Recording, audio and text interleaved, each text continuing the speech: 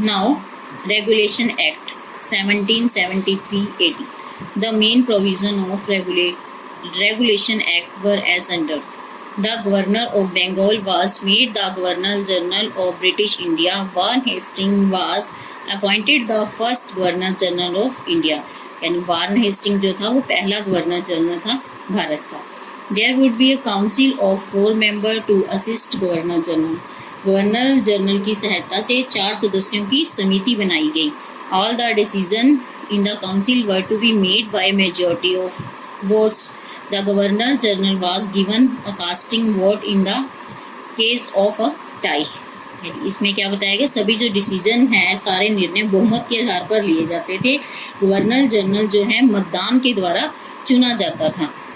The governor general was empowered to control the presidency of Bombay and Madras in the matter of war and peace with the native state, but in case of emergency or receipt of special order from the England they could act on there.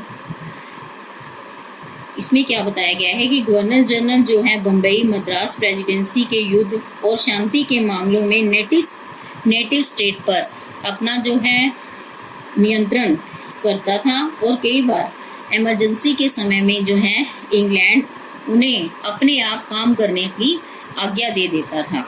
The director of company were required to submit their account of income and expenditure before the British treasure.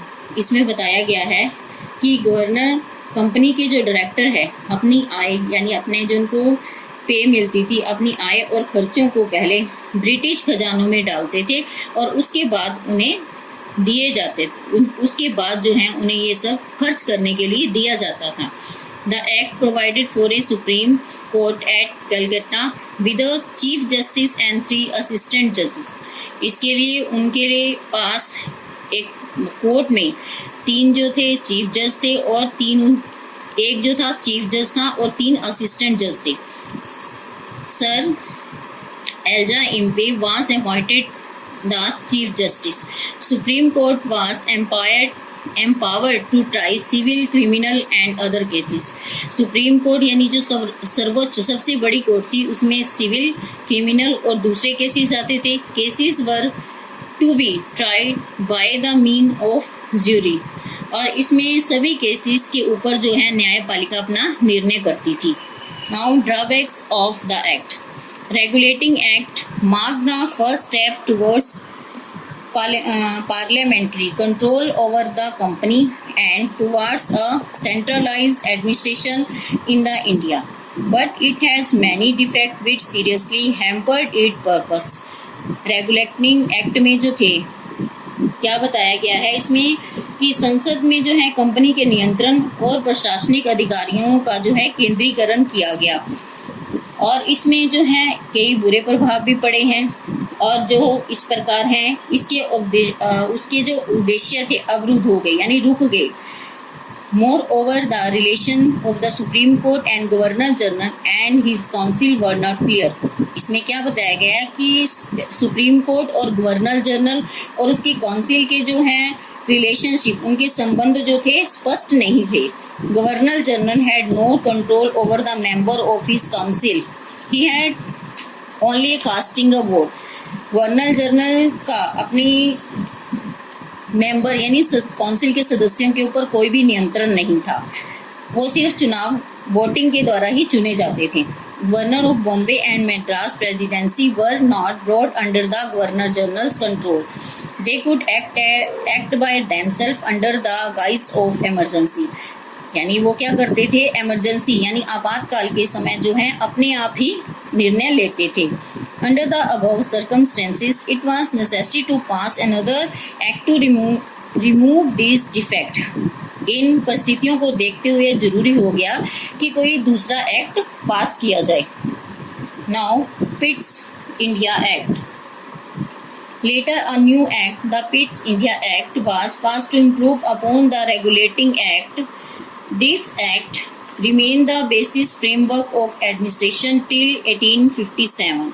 The act gave the British government supreme control over East India Company by establishing a new body known as the Board of control यानी Pitt's India, इसके बाद जो है नया act आया जिसे Pitt's India act के नाम से जाना जाता था।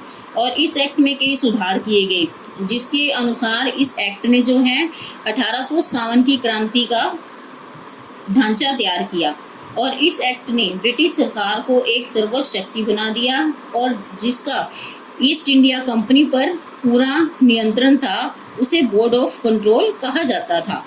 This body had 6 commissioners from the British government to guide and control the work of East India company. इसके जो 6 मेंबर थे वो पूरा नियंत्रण रखते थे इनके कामों पर ईस्ट इंडिया कंपनी के। Governor general has a council comprising the 3 members whose advice was mandatory for governor general to follow। यानी इन गवर्नर जनरल में 3 जो गवर्नर जनरल की सलाह होती थी वो बहुत ही ज्यादा जरूरी होती थी। The Act of 1786 brought about more changes which gave the governor general the right to overrule his council। उसके बाद जो 1786 का जो चार्टर एक्ट है वो भी काफी जो है बदलाव लेके आया। The Charter Act of 1813 abolished the company monopoly of Indian trade and open trade gate for all British person।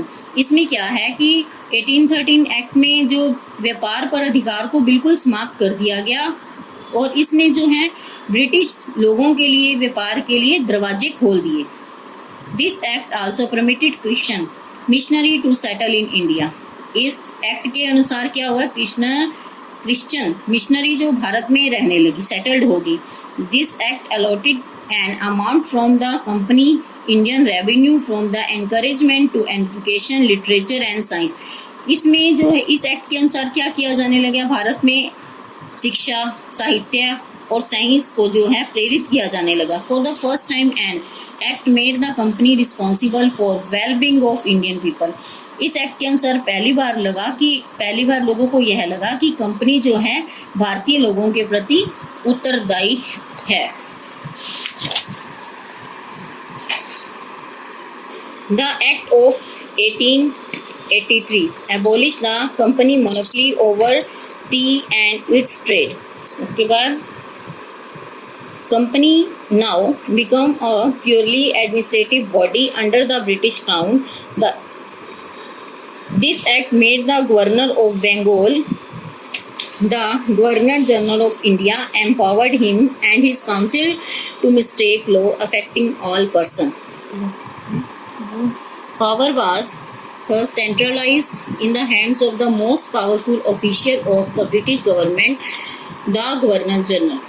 इसमें क्या बताया गया है कि 1883 के एक्ट ने कंपनी के अधिकार को चाहे और दूसरे व्यापारों से बिल्कुल समाप्त कर दिया और अब कंपनी एक प्रशासनिक संस्था बन गई और इस एक्ट ने बंगाल के गवर्नर जनरल को भारत का गवर्नर जनरल बना दिया और उसे अनेक शक्तियां प्रदान कर दी और उसने अपने कानून बनाए और वे सभी को प्रभावित करते थे।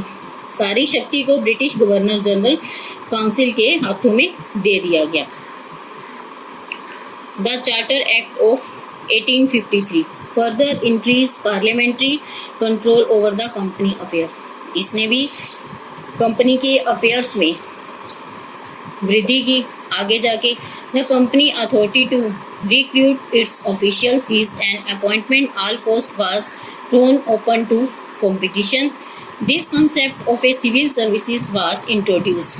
A legislative council was constituted to enact law for Indian subjects with the consent of Governor General। और उसके बाद जो है इस एक्ट में 1853 में संसद के अधिकार को कंपनी पर जो है बढ़ा दिया गया और कंपनी के हर मामलों पर उसकी दखल अंदाजी होने लगी और उनका पूरा नियंत्रण होने लगा। कंपनी के अधिकारियों ने सैनिकों की भर्ती पर रोक लगा दी और अब जो है कॉम्पिटेटिव यानी कि प्रतिस्पर्धा वाले एग्जाम्स करवाए जाने यानी परीक्षाएं करवाने लगी, परीक्षाएं कराई जाने लगी और जिसे सिविल सर्विसेज का नाम दिया गया। और उसके बाद जो है विधान परिषद में भारतीय नियमों पर विषयों पर कानून बनाए गए और जिसको गवर्नर जनरल के साथ मिलकर बनाया जाता था। In this way Through the various Act of Parliament, the East India Company was brought under the British government. इस तरह से बहुत से एक्ट बनाए गए.